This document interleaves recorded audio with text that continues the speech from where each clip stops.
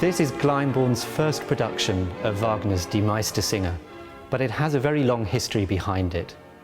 John Christie, the founding father of Glyndebourne Festival, was a huge Wagner fan, and in fact he played a role in an amateur production of Die Meistersinger here in this very room, the organ room at Glyndebourne, in 1928. So to actually see it now on the stage, 77 years after the founding of Christie's Glyndebourne Festival Opera, is a very special occasion indeed. Imagine an opera by Wagner in which nobody dies, a life-affirming opera without self-sacrificing heroines or overconfident heroes, an opera in which the two young lovers are united in life rather than death. That's the opera that the Meistersingers is. And it's not that this is some early opera that Wagner later discarded. This is one of the later musical dramas, written soon after Tristan and Isolde, and in the 5-year gap in which Wagner took a pause from writing the Ring Cycle. But unlike Tristan, which yearns for death and darkness, the Meistersingers is full of daylight. You can hear that even at the start of the prelude, perhaps Wagner's most well-known concert piece of music. The prelude is full of huge, broad, rich contrapuntal themes that overlap each other and give us a sense of the confidence of this musical culture in Nuremberg.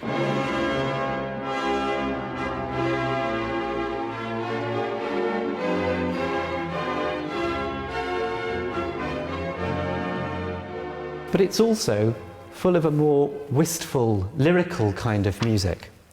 Music that expresses the first love between Walter and Eva, which we get at the beginning of Act 1.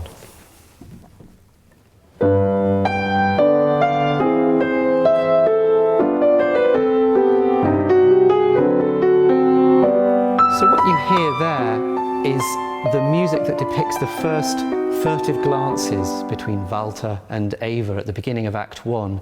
It's music which draws us straight into the heart of the opera, which for me is this very human story between these two young lovers.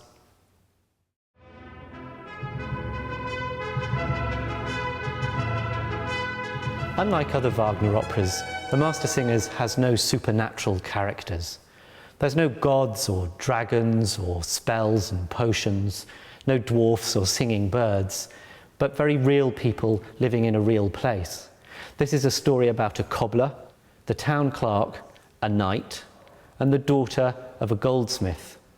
The Meistersingers of the title are ordinary townsfolk who, by dint of hard work and long years of devotion to their craft, attain the honoured title of Master Singer. Much of the opera is about the social value and function of art, and that's underlined by the prize that one of the Meistersingers, Veit Pogner, intends to award for a singing competition to be held the next day. No less than his daughter's hand in marriage, his daughter Eva. So although the opera is about art and music, it's really the love story that draws us in, and that's also where the comedy comes into this opera, because it hinges on one of the oldest comic plots in opera history, the fate of the two young lovers being frustrated at every turn by the designs of a far older and much less appropriate suitor.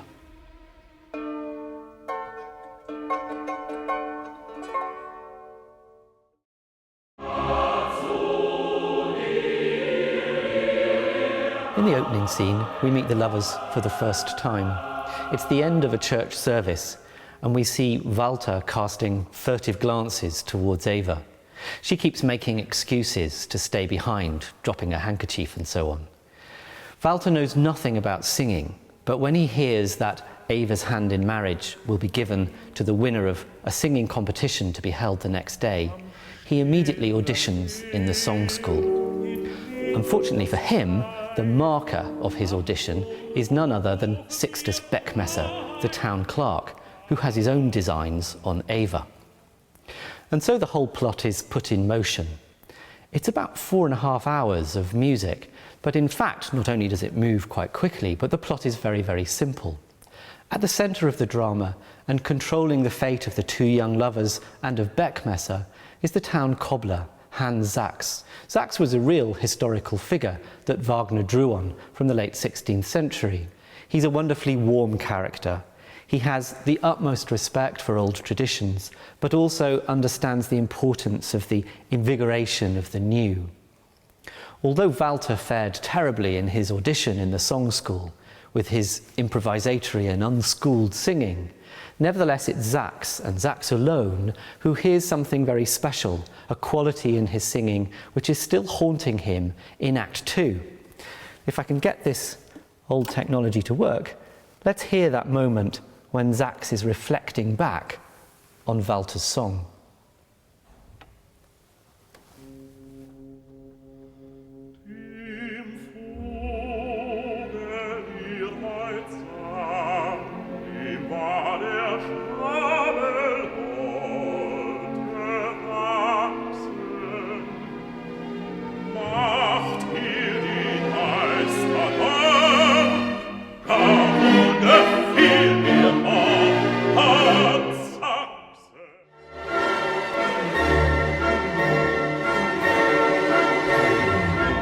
Act 2 takes place on the evening, Midsummer's Eve, and Hans Sachs again is controlling the action and everybody's role in it. It's Sachs that stops Eva and Walter eloping together because Walter thinks he has no chance in the singing competition. And it's also Sachs that ensures that Beckmesser, who shows up to sing a wooing song to Eva, has in the end no success whatsoever. In fact, Beckmesser is singing a wooing song not to Eva, who's hiding in an alleyway, but to her maid Magdalena, who's sitting in Eva's window pretending to be her. Sachs says to Beckmesser that he has to get on with his work, cobbling. In fact, he's finishing Beckmesser's shoes for the competition the next day. So they come to an agreement that Beckmesser should sing his wooing song, while Sachs marks him, as in the audition, with his hammer while he's doing his cobbling. And of course you can see what ensues, a wonderful comic scene, while Beckmesser tries to serenade, accompanying himself on a lute. The rather mischievous Sachs in this act is banging away on his hammer on the shoes, marking his song at every turn.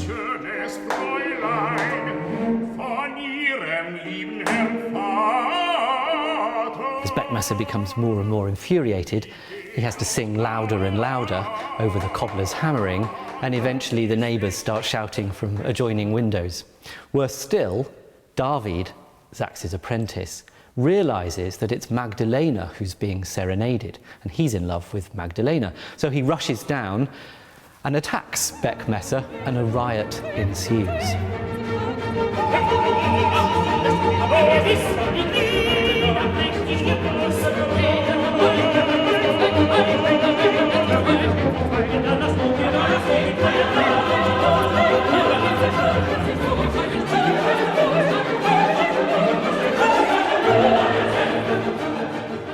The theme that Wagner builds his riot music on is one that sounds all too familiar in the context of the act.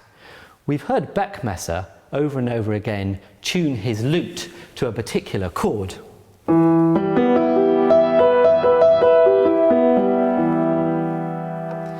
And over again, he repeats the same little refrain in his music, so that his tune becomes very, very repetitive. Over and over again, we hear, and those little themes, and that little falling figure becomes the basis for Wagner's riot music. He builds up a huge fugue with more and more groups of bystanders and neighbours joining in. And the thing becomes absolute pandemonium, as you'll hear.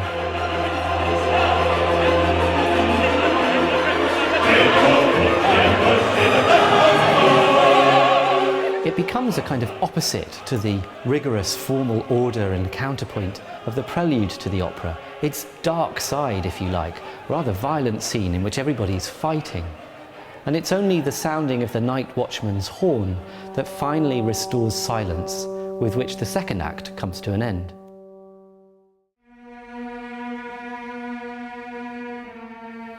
Act 3 opens with Hans Sachs alone in his study early in the morning of the next day, thinking over the pandemonium of the night before. And thinking on this subject of the madness that drives human passions, Wahn, überall Wahn, he says, everywhere this madness. And he realizes that this passion, including his own for Eva, has to be channeled into art itself, which is exactly what he does for Walter, as Walter appears and recounts the dream that he's had the night before. And Sachs encourages him to sing his dream, and he writes it down for him. This will become the famous prize song with which Walter later that day will win the competition. But not before Beckmesser reappears, much injured from the scuffles of the night before, and purloins the song text which he finds on Sachs's workbench and thinks it's a poem by Sachs himself. And of course, when he sings it without any understanding, he makes a complete mess of it before Walter gets up and delivers it as it's meant to be heard.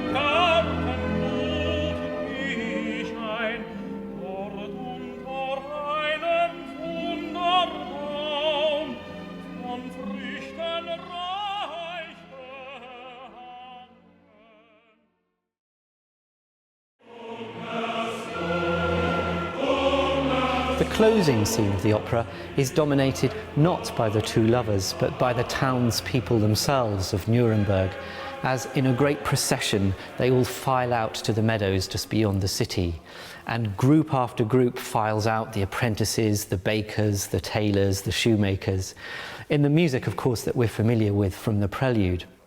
And Wagner gives a voice to the chorus, more so in this opera than in any other opera that he wrote. It's the people that speak. For me, that's what makes this opera so warm, lyrical, and ultimately human. I suspect that's what drew John Christie to it nearly 3/4 of a century ago. In the end, it's an opera about the relationship between the individual artist and a wider society, the role and function of art, but also the importance of the new, the challenge to the long-accepted traditions and hard-won rules of art. And that figure, of course, is enshrined in the figure of Walter. Mein Herr, der Singermeisterschlag gewinnt sich nicht. In Act 1, there's much gentle comedy at the expense of the rather elaborate rules of the Mastersingers. Walter has them explained to him by David, Sachs's apprentice, who goes over the various tones and melodies that a master singer must use. And before Walter sings his audition piece, the rules are read out by one of the master singers in a very baroque, rather over-complex and rather repetitive manner. In fact, some of the exaggerated cadences of the rules turn up later in Beckmesser's wooing song. When Walter sings in the song school and all the other master singers react very badly and negatively to what he's trying to sing, Hans Sachs alone turns to them and says, if you don't understand the rules of the new, if this shocks you, don't try and judge it by the rules of what you already know. You have to enter into the spirit of the new and understand its rules. And it's that openness to the new which is absolutely at the centre of this work. To be sure, Walter is something of an outsider. As Sachs explains to Eva, he who was born a master has among masters the worst position. Words which we can be pretty sure Wagner intended as a kind of expression of his own experience as a young composer. And there's also a class issue, because Walter is a knight who's left his castle to arrive in Nuremberg. And the townsfolk are rather suspicious of this interloper who wants to win the prize in their singing competition. And although in the end he learns respect for the rules, when he fails at first, he disdains them. It's not hard to see in this opera, in the words and the music, something rather autobiographical about Wagner himself, growing up as a composer, gradually making his peace with the past.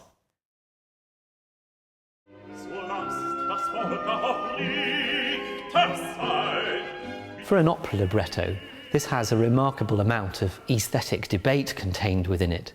In Act 1, for example, Hans Sachs says to his fellow master singers that perhaps for this one day a year, their rules ought to be tested by the people. Let the populace judge this singing competition, he says, rather than the master singers themselves. And his fellow master singers say, this is madness, this will be the end of art if you let the people as a whole judge.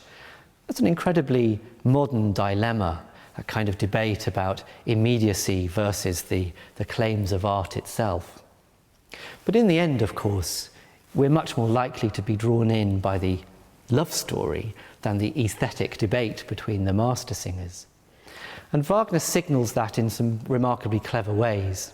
If you happen to know the opening prelude as a concert piece, but you've never seen the opera before, there's a delightful surprise at the start of the opera, as the rather grand ceremonial processional music of the prelude is interrupted by the opening scene at the close of a church service, as the prelude goes directly into the hymn singing itself.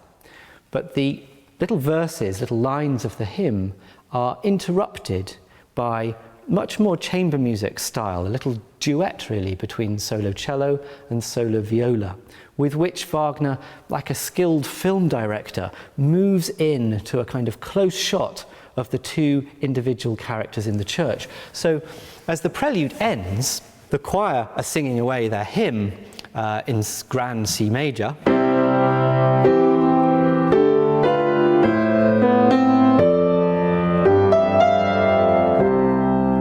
And then we hear the little exchange.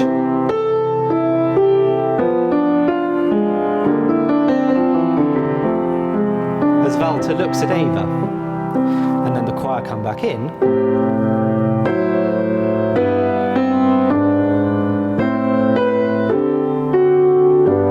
And then Eva returns his glance.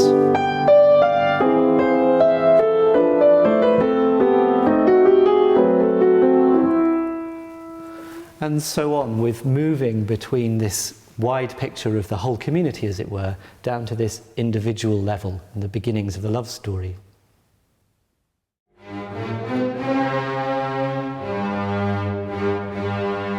The new is expressed, of course, in the theme of young love between Walter and Eva, but also between David and Magdalena.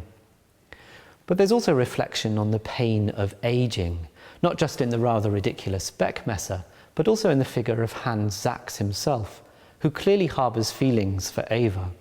And when Eva says to him that she thought Sachs himself might have thought of entering the competition and winning her as a wife, it's hard to know quite how serious she's being, whether she returns that feeling for Sachs, or whether perhaps he just seems like a better option than Beckmesser. The music certainly suggests that there is deep feeling between the two of them. But Sachs turns to her and says that he has no desire to play the role of King Mark, caught between Tristan and Isolde in Wagner's own earlier opera, at which point in the score he quotes from that opera.